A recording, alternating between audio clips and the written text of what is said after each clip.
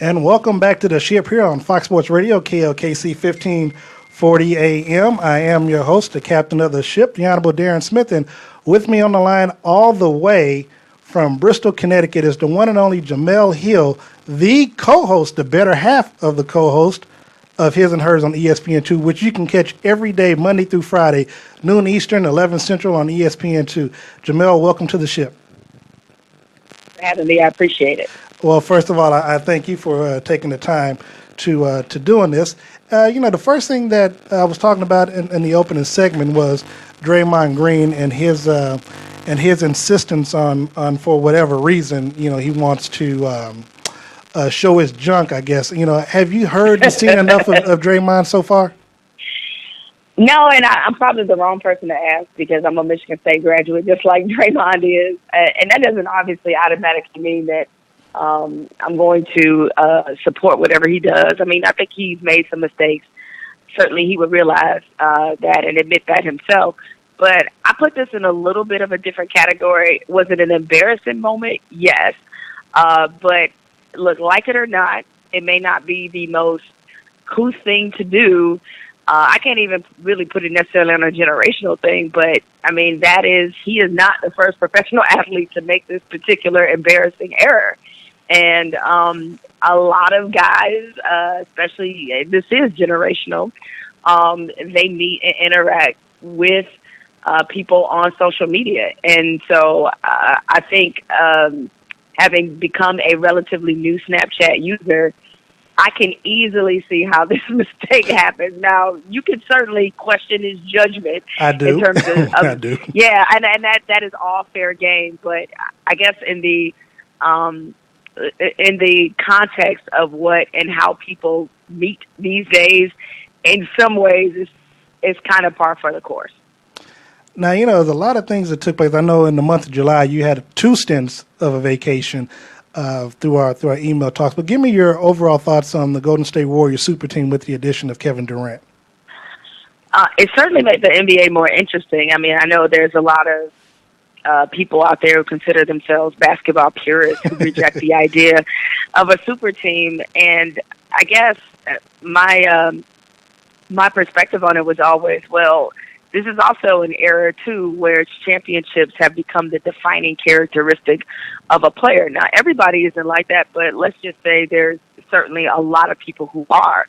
And to me, it just seems kind of hypocritical to constantly berate players for not winning rings, but then when they try to win one, say, well, I don't like the way you do it. Well, I mean, the whole point is to win the ring, and I know there is a process that we've fallen in love with, depending on when was your coming of age as a basketball fan.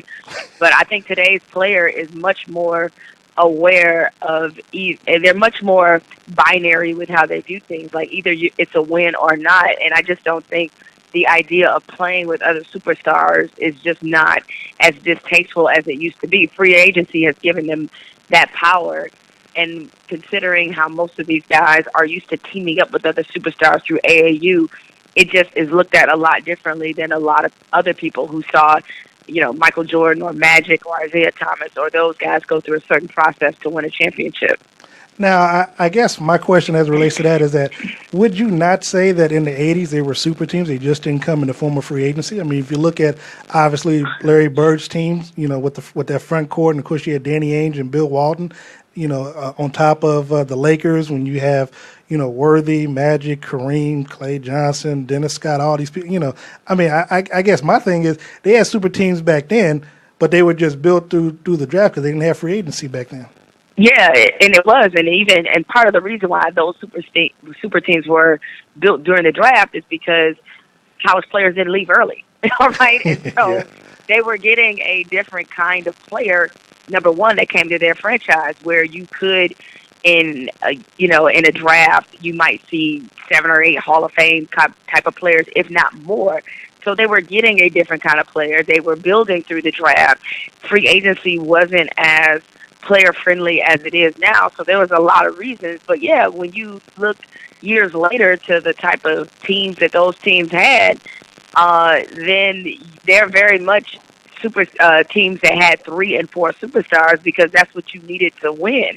But even you look at, I mean, we acted like Miami invented the super team. Well, a few years before that, it was the Boston Celtics. Okay, they all came together, Ray Allen and Kevin Garnett, in free agency to join Paul Pierce, and that was not frowned upon nearly as much as it became frowned upon in the years that followed. So that's why I said I think a lot of fans who kind of reject this idea of the Warriors, it's just the general backlash to the Warriors, period. And that's what happens when you start attacking records that people hold near and dear to their hearts. Now, the other thing, everybody knows that you're a real big fan of the city of Boston from your prior years. But now, with New England quarterback Tom Brady decided not to take this matter to the Supreme Court, and he's going to sit out with a 4-game suspension, am I wrong to think that this will make the Patriots the team to beat when he returns, at least in the AFC? No, and you're not, because my guess is you're probably going along the line of thinking that Tom Brady is going to be, really fresh. He's going to be healthy, and 4 games will have already been played, obviously, and he's going to be angry. And I think not only will he be angry, but as we saw post-Spygate, the Patriots as an organization will be angry, and typically that tends to bleed over onto the field. So I think Tom Brady is going to have a point to prove. He's going to be angry at the fact that something so stupid, essentially an equipment violation, at worst, has cost him a quarter of his season for no other reason than the fact that they're the New England Patriots. So, no, even though the Jets in that division look like a team that's on the rise, and by signing Ryan Fitzpatrick and having the offensive weapons that they have, you would think that that window created by Tom Brady's absence, it may mean good things for them, but I would not bet against New England either. Now, I have with me on the line Jemele Hill, co-host of ESPN2, His and Her podcast, who is also a columnist for ESPN.com and a past columnist for the Orlando Sentinel and former writer for the Detroit Free Press. Now, Ms. Hill, I have to ask now, we hear stories about this every summer, but players on the contract in the NFL wanting new deals. Are you in favor of players doing this, or do you think that they should just play under the contract that they're signed? I think the holdout is their best weapon, and I'm never against a player holding out because in the NFL, the financial structure is extremely owner-friendly. And even though I know there are a lot of people, when they hear DeAndre Hopkins, even though his holdout, if you want to call it that, only lasted a day, looking at Michael Bennett, who believes he deserves a new deal, which he does, looking at somebody like Antonio Brown also wanting a new deal, the tendency is for fans to automatically resort to, well, you sign the contract, you have to play out your deal. Well, guess what? They can cut you anytime they want. So that's not necessarily, to me, a fair equation. And so a lot of times their only leverage that they can exert is by holding out. And I'm fine with it, and I always have been because, given the structure of the NFL, everything about the NFL is so owner-friendly that the players have to have some kind of something that they can resort to in order to get the best deal possible for themselves. I mean, it just doesn't make any sense that Antonio Brown is, I believe, the 16th highest paid wide receiver in the league. I mean, he might be, certainly no disrespect to Odell Beckham and Dez Bryant all in this conversation, but this might be the best pound-for-pound wide receiver in the league, and he is horribly underpaid and integral to their success. So I have no problem with him reminding the Steelers of that, even though he isn't necessarily holding out. Now, I don't know if you follow the Chiefs at all, but what do you think the Chiefs do you think the Chiefs have what it takes to get over the hump for a Super Bowl run with Alex Smith at the helm? I'm a 49ers fan, so I have a love-hate relationship with Alex Smith. So sometimes it can be hard. You're right. I mean, I'm sure, as we, as 49ers fans used to joke and call him Captain Checkdown. I think, look, there are several humps that need to be, that were needed for the Chiefs to get over. And I'll say this, is that Alex Smith, he may not be as a dynamic of a quarterback as some of the other ones in the league, but he stabilizes the position. And that's kind of, if you can't get an Aaron Rodgers, or if you can't get one of these dynamic, quarterbacks with a Super Bowl resume, then the next best thing is to have somebody who at least you can rely on, and he's certainly that. Now, the Chiefs They certainly have some talent there, and I'm sure you guys have a love-hate relationship with Andy Reid, as did the Eagles, and did most Eagles fans, right? I know it can be kind of frustrating, especially when it comes to clock management. I get it. A lot of people have drunk the Kool-Aid of Andy Reid. I'm not going to go there though. So Yeah, but there is, I think, legitimate question is, again, another coach, great overall resume, good enough to stabilize a franchise. The question is he good enough to get you to the next level?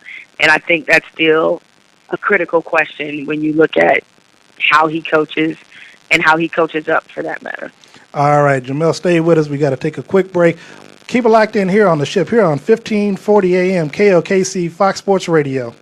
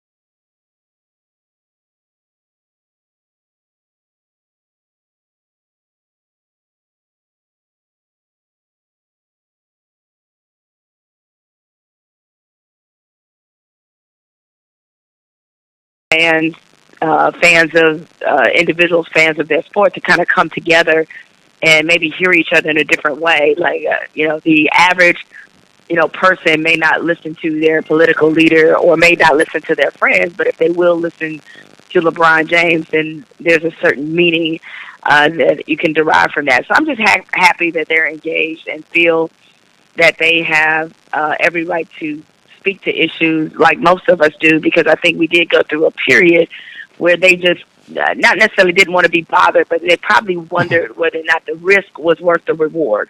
And because, people always say they want athletes to speak up until they say something they don't want to hear. Exactly. Then they want them all to stick to sports. So I just hope that they, maintain their involvement. I hope Michael Jordan, although he pledged 2 separate $1 million donations, I hope it doesn't just stop with him, releasing a statement, but just continuing to further the conversation. Now, do you think there's something in Bennett's comments about white athletes speaking out on behalf of this that'll carry some weight? Yeah, I do. I think that's a salient point to make, and I think it's representative of what I've always considered to be a larger problem when it comes to race. The unfair part of trying to have any racial dialogue, or for that matter, any racial progress, is that the people most victimized by racism have always been forced to solve the problem too. And it's been characterized for far too long in this country as racism being a black problem. And the fact of the matter is, Tom Brady, Aaron Rodgers, any notable white athlete you want to name, most of them have played with black athletes their whole lives. Mm-hmm. And so to me, given that they have certainly benefited from the presence of those athletes, and they've been in locker rooms with them, I'm sure they've had conversations on race with them, they need to take it a step further and be involved in their issues beyond just something on the surface level. They need to lend their voice to their conversation and not be afraid of that, because there's certain conversations we've lent ourselves to that are not necessarily intrinsic to race. So I like for them to feel like and understand that the problem of racism isn't something that just affects Black people. It affects all of us. Same thing with, racial profiling and issues of police interaction.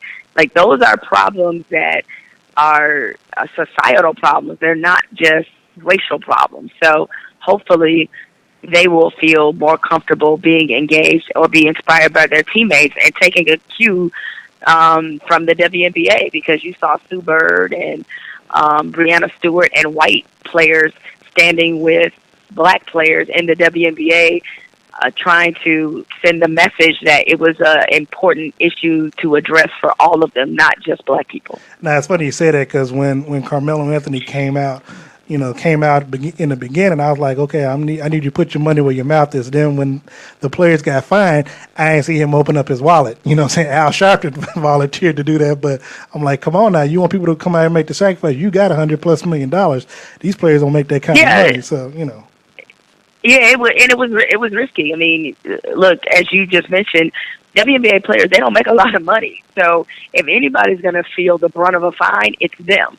And I think that you saw an excellent example provided for the NBA players, where you had, the MVP of the league, and Maya Moore, and her deciding to, put herself and her team deciding that as well, to the point where, I believe they had, officers that walked out of their game. So it's just kind of like they have provided an excellent model, I think, for other leagues and other players to follow. I got to ask, how did you get that call or get chosen to help moderate the town hall on race with President Obama, and what did that opportunity mean for you to be able to share the stage with the president? Well, it happened really quickly, because I was at the ESPYs 1 minute, and the next thing I know, I was on my way, and or I should say, I was out in LA for ESPY week, because we've done shows out there the last couple years as a part of ESPY week, and I was in LA 1 minute, and a couple hours later, I was on a plane headed to DC, and so for me, it was just a really big honor. The fact that ESPN, as ESPN and ABC were trying to collaborate on how to best represent things from a talent standpoint. The fact that, ESPN wanted me to, represent our network, it meant a lot. And, they know that I'm somebody who is probably as much of a political junkie as anybody, and very comfortable speaking on social issues and in the realm of social commentary. So I think that probably had something to do with it.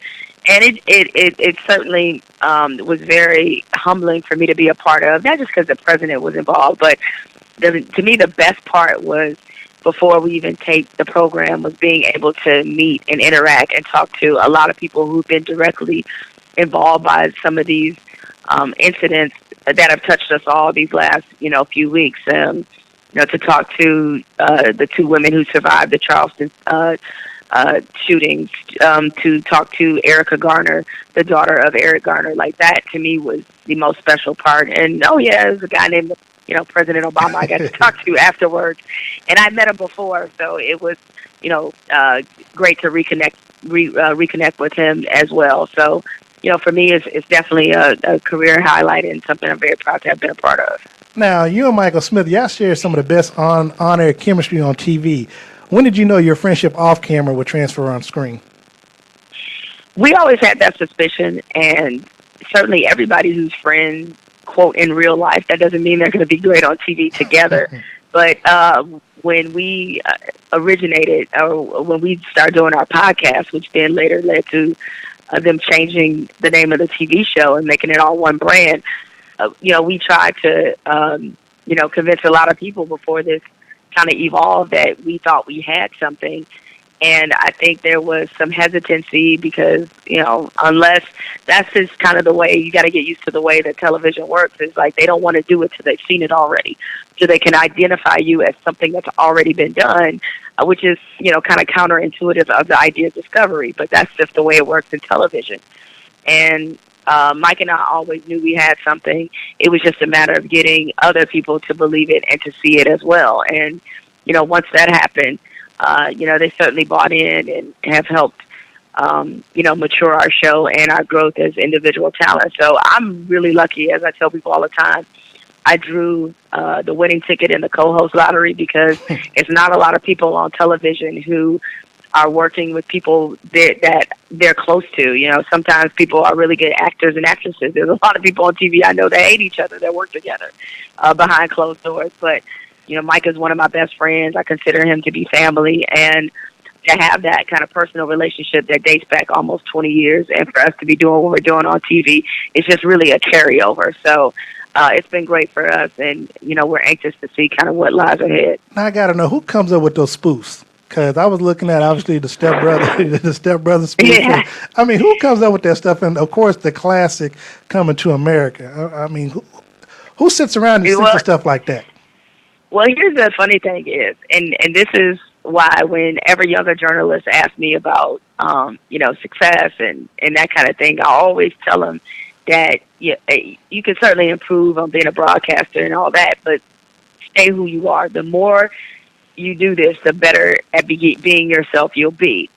When we first started doing TV, together, producers used to complain that we made so many movie references. And we got to a point where we told them, like, we don't care that you complain. We're going to keep doing it because we certainly pointed out other people who make movie or music references, some of which we get and some of which they don't, but no one ever tells them to stop. So we were stubborn about it.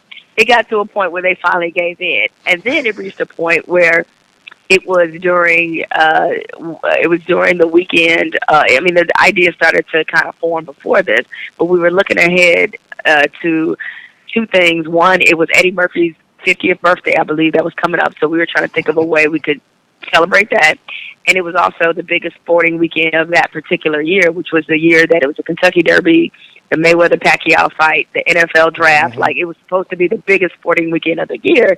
And one of our producers came up with the idea, like, oh, maybe we could try to spoof Coming to America. And so, giving full credit to our team is that, and we told them, like, if we do this, Mike and I have helped with the script. If we do this, understand that people so love this movie. If you get any minuscule thing wrong, like, we gonna hear about it. And so that went off successfully, and I thought it was gonna be a one-off. But, the people kept demanding more. They were just like, oh, when y'all gonna do the next one? When y'all gonna do the next one? And it's always a convergence of, like, luck, sports calendar, all these other things, and, and of course our own interests.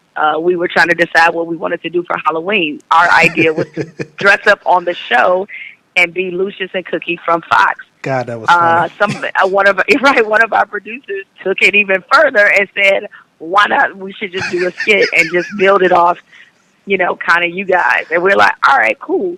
And with Step Brothers, that was pegged toward our anniversary, our 1-year anniversary as a show, as being his and hers. And we thought, Mike and I both are big fans of Will Ferrell, big fans of Step Brothers, and we thought sort of we could make it into something that wrapped around how we came together. I mean, it wasn't true. That wasn't exactly how we came together, but the motif kind of fit. So, it's just, it started from our love of movies and our, willful stubbornness and quoting them on TV all the time that kind of led to it becoming kind of a thing. And, I think of the last one we did, this one was with music, was Curtis Blow's Basketball. And it's always a treat for us when the people who originally did it, when they're complimentary. Like Will Ferrell, we showed it to him, and he couldn't believe that it was a, quote, sports show that did it.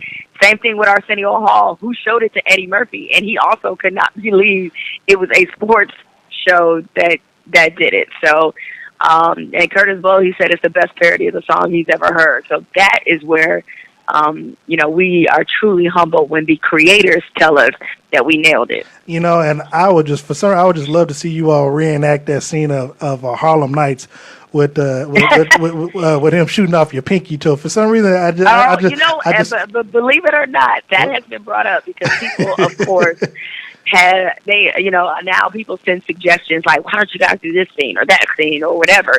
And the scene that we choose has got to fit some criteria. It's got to be a scene we think people will automatically recognize, and resonates with everybody. And it's got to be, obviously something that we can do. I don't think I'm overselling this, but let's just say the next one we're working on, we really might have to retire if we nail this one. Wow. It might be the most epic mic drop of all time. Okay. That's all I'm going to say. That's all I'm going to say. Now, I got two more questions before I let you out of here. Now, as a Michigan State alum, I can't let you go without talking some college sports, but how far will the Spartans go in football, and will this season be a total failure if you don't put boot to asses to Jim Harbaugh and the Wolverines? Well, in my mind, I think, look, we just lost Connor Cook. We have some other significant losses, but that's no excuse for us to take a tremendous step back. We got some depth. We got some youth. Definitely a good recruiting class that came in and one that'll be in next year. So to me, in a, quote, down year, if you can still be competitive in the conversation for the conference title, that is just a testament of where your program has arrived, and I think we're at that point. As far as Jim Harbaugh is concerned, look, it is in the bloodline of every Spartan is that the number one game on the calendar will always be that game. And that guy in particular, I'm living kind of a nightmare because as a 49er fan, he was my favorite coach, and now he goes to my least favorite program. So it's like very hard for me to see him in this light. And so I think given all the attention, all the gimmicks, all the everything that he's done in the offseason to bring more attention to a Michigan program, which is kind of ironic to me and hilarious because I'm like, it's Michigan. You don't need to bring attention to the program. It just generates it on its own. But nevertheless, he's gone out of his way to put a mighty big target on his back, and I can't wait to take aim. So the game is in East Lansing, and it was already sweet the way we beat them last year. And the most improbable play of all time, which to me only made it better, it would be, I can't even begin to describe the unimaginable joy that we would all have if we beat them again when a lot of people have them as a dark horse national champion. It would just make, because every Michigan fan since he got there has been telling me about how our days are numbered, how our program is about to be finished because of Jim Harbaugh. I'm like, all right, I can't wait. Because he can sit up there and climb as many trees as he wants, throw out as many first pitches, but he got to come to East Lansing where we typically have stuff ready, especially the higher rated that they are. So trust me when I tell you, we win this year, the minute it strikes zero, no Michigan fan is ever going to want to hear from me again. Wow. Well, win or lose, I'm definitely going to make sure I'm on your schedule to have you on my show that following week so we can talk about that. Now, finally, before I let you go. My voice might be hoarse, but I'll be ready. Hey, it'll be worth it for you because I understand the rivalry. Now, look, I know back in high school you were an athlete. Now, could you compete in the Olympics and swim without opening up your mouth in that country? Would you do it for your country? I mean, I think it's hard to say because I've said it. I've been on record to say, like, I don't even think we should be there. I really don't think any country should be there. They should have gone to another country, period, because when the Olympics haven't even started and the level of chaos, and I speak as somebody who covered 2 Olympics, and there's always a level of chaos before all of them. This is another level. When you talk about endangering the health and safety of your athletes, I think the IOC, they needed to make a decision on this a long time ago because you can't leave it up to the athletes. Any athlete that has been competing for this moment for 4 years, I don't blame them for wanting to jeopardize it. This is what you've been working for. So I fully expect most of them would, between Zika, the crime level, the complete disarray of the local government, the security, the safety, you name it, and it's on the checklist of reasons why you don't go to Rio. I just really hope this is not some kind of big I told you so moment because every problem we've read about, we have known for some time. So if anything happens, if some athlete gets disastrously sick, if some competition is ruined, if we hear about more robberies, if this thing falls apart, then we have no one to blame because it's not new. Like, we knew what we were getting. So I hope for their sakes, given how hard they have worked to get themselves in this position, I hope we're all wrong and we were all being super paranoid. But I just get the feeling that it's going to be a disaster. I hope I'm wrong, but we'll see. And what's crazy about that is I bet you Obama's thinking like, see, if you just gave it to Chicago, we wouldn't have these issues right now. So it could have been a number of cities that could have given it to. I mean, it didn't even have to be, even once it was established that Rio was not ready to have this kind of event. I mean, considering there are other countries that have been Olympic ready for a while, a game time decision could have definitely been made, but they chose to not prioritize the participants. Jemele Hill, co-host of His and Hers, weekdays at 12 Eastern, 11 Central on ESPN2. Join us on the ship today. Jemele, thank you for your time.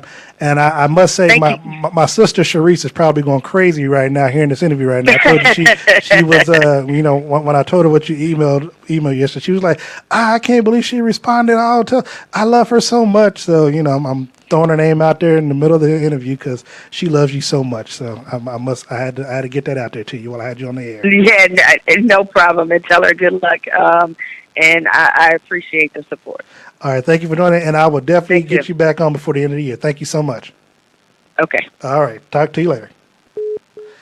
There you have it now, Jemele Hill, co-host of His and Hers, here on the ship, exclusively on Fox Sports Radio, KLKC 1540 AM.